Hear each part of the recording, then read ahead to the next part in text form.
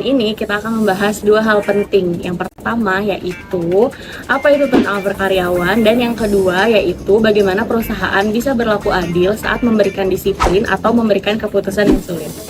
Turnover adalah kondisi di mana karyawan itu keluar dari perusahaan.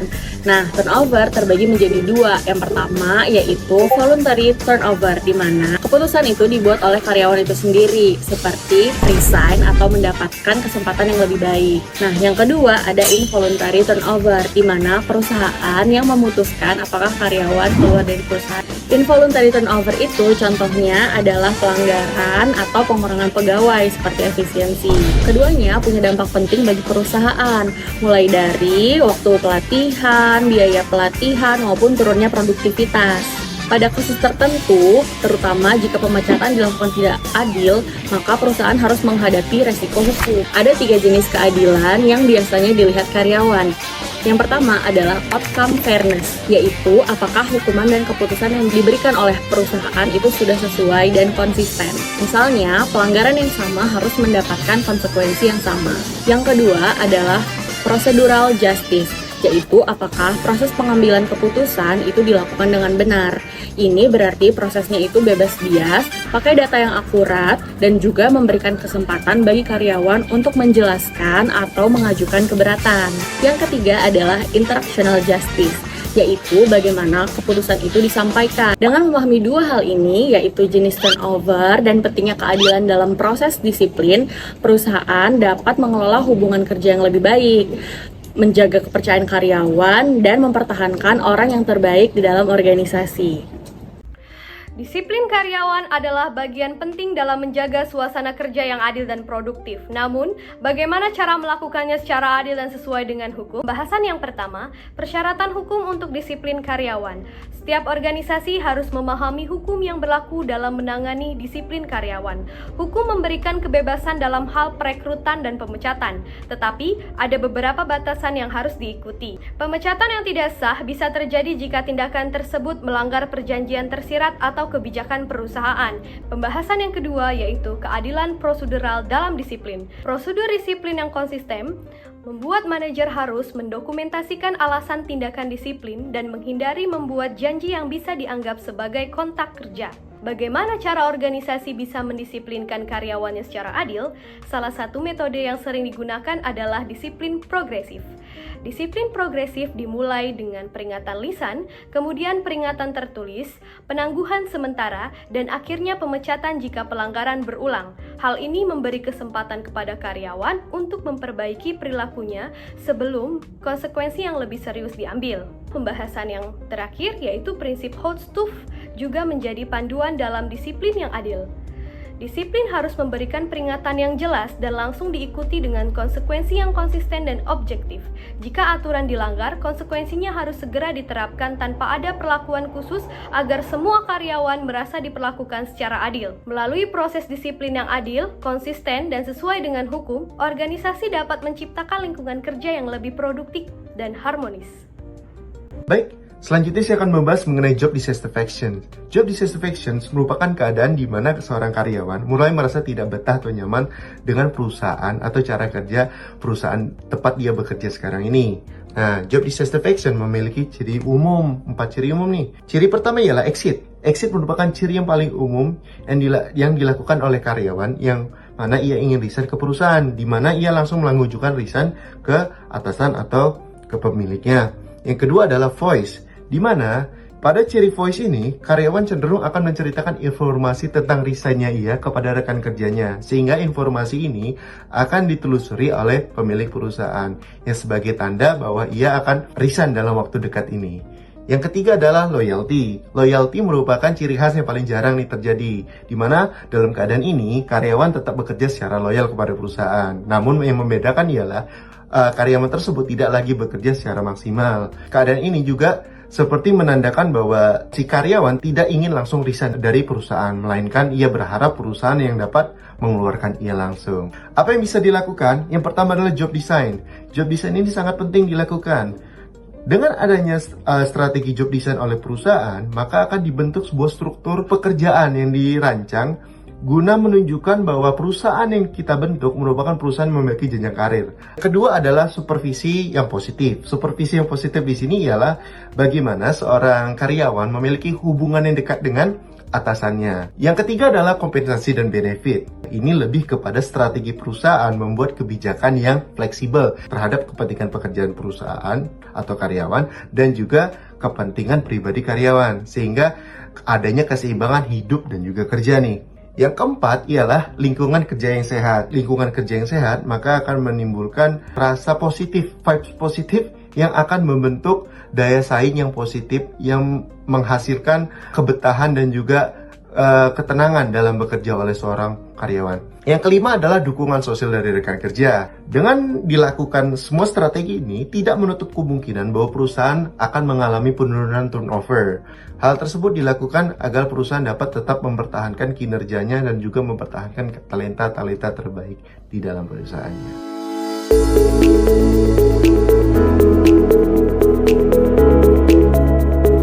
Pada bagian 12.1, kita mempelajari bagaimana organisasi menetapkan pay structure atau struktur gaji. Ini adalah keputusan yang sangat penting karena gaji bukan hanya angka di slip pembayaran, tetapi merupakan alat strategis untuk menarik, memotivasi, dan mempertahankan karyawan. Contoh nyata yang sering kita lihat adalah perusahaan seperti Google. Google membagi pekerjaan menjadi level-level yang sangat jelas. Misalkan, software engineer, level 1 sampai level 7. Setiap level memiliki tanggung jawab, kompleksitas, dan kontribusi yang berbeda. Karena job structure-nya sangat jelas, Google dapat memberi gaji yang adil dan konsisten antar posisi. Dan hal ini membuat mereka sangat kompetitif dalam menarik talenta yang terbaik. Selanjutnya adalah pay level, yaitu penentuan rata-rata gaji yang dibayarkan untuk suatu jenis pekerjaan. Pay level mencakup gaji pokok, bonus, tunjangan, serta harus mempertimbangkan kondisi pasar tenaga kerja. Contoh nyatanya bisa kita lihat pada Starbucks. Perusahaan ini sangat rutin melakukan benchmarking terhadap pasar tenaga kerja.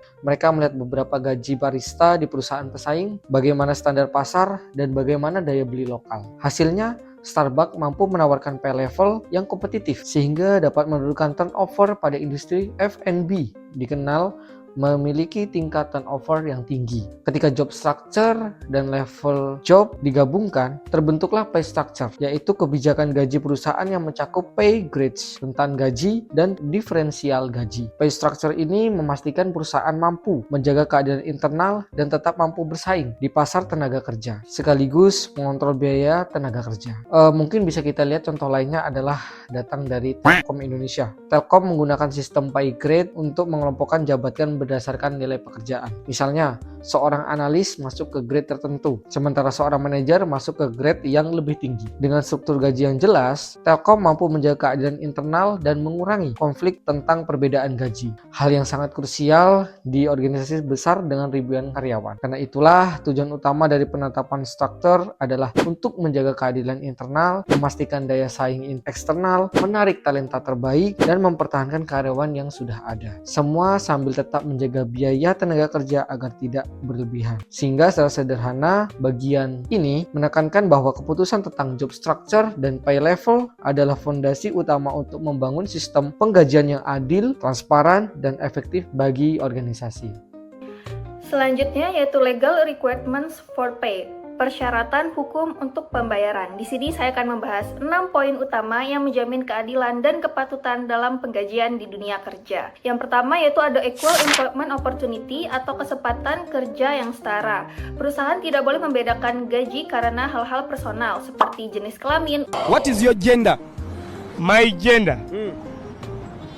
I'm a mechanic. umur, agama, ataupun ras. Perbedaan gaji harus berdasarkan hal yang masuk akal, seperti pengalaman kerjanya, tanggung jawab kerjanya, ataupun kinerjanya. Yang kedua yaitu ada minimum wage atau upah minimum. Perusahaan harus bayar gaji minimal sesuai aturan pemerintah. Yang ketiga yaitu ada child labor atau pekerja anak yang menetapkan batasan ketat tentang pekerjaan apa yang dapat dilakukan oleh anak-anak dan remaja, dan berapa jam mereka boleh bekerja, terutama selama masa sekolah. Selanjutnya yaitu ada prevailing wage atau upah yang berlaku berlaku, ini berlaku untuk kontraktor yang bekerja pada proyek-proyek yang didanai pemerintah federal. Kontraktor tersebut harus membayar pekerja mereka setidaknya dengan tingkat upah dan tunjangan yang umum di daerah tersebut. Yang selanjutnya itu ada pay ratio reporting atau pelaporan rasio pembayaran. Beberapa regulasi seperti di Amerika Serikat mewajibkan perusahaan publik untuk mengungkapkan rasio antara kompensasi CEO dan gaji rata-rata karyawan. Pelaporan ini bertujuan untuk meningkatkan transparansi tentang kesenjangan pembayaran di dalam perusahaan.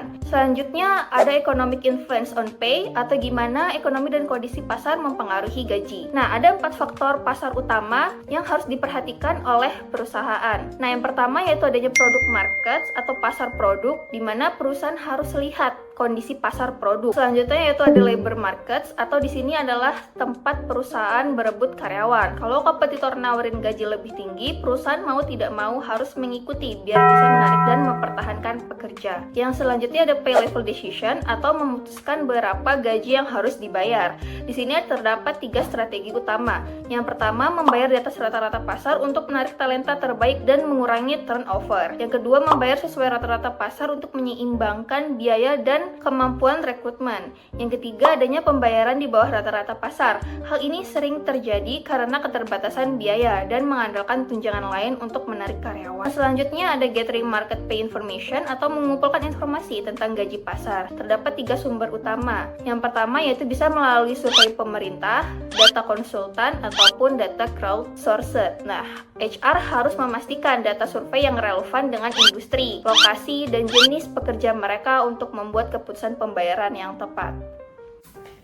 Baiklah, selanjutnya kita akan membahas bagaimana organisasi menetapkan gaji yang adil dan kompetitif. Nah, ini melibatkan 2 sisi, yaitu bagaimana karyawan menilai keadilan dan bagaimana perusahaan merancang struktur tersebut. Jadi dalam evaluasi kewajaran gaji karyawan mengevaluasi gaji berdasarkan teori ekuitas, yaitu membandingkan rasio input atau kontribusi terhadap output atau gaji mereka dengan orang lain.